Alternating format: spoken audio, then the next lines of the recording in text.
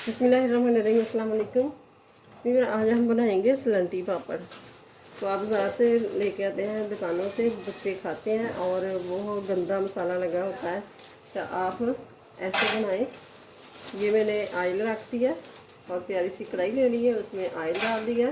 तो अब ले लिए हैं ये मैंने पापड़। तो ये ऐसे करके ना एक दफ़ा सेक लगाएंगे कि इसकी जो नमी वगैरह होती है ना वो निकल जाए। बाद में ऐसे कर देंगे। ये देखें माशाल्लाह से ज़बरदस्त।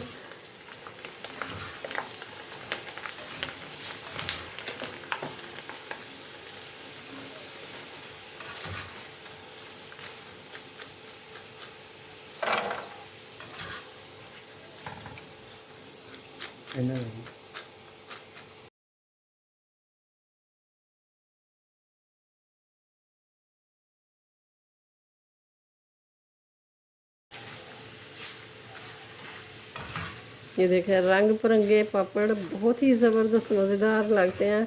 इसके अंदर ही नमक मिर्च मसाले डले हुए हैं। जो डो बनाते हैं ना पापड़ बनाने के लिए, उसमें ही शामिल कर लेते हैं। बहुत ही ज़बरदस्त ये पापड़ है। देखें झटपट से 5 मिनट नहीं लगे, 2-3 मिनट बस इसके अंदर ये पापड़ इतने फ्राई हो गए हैं।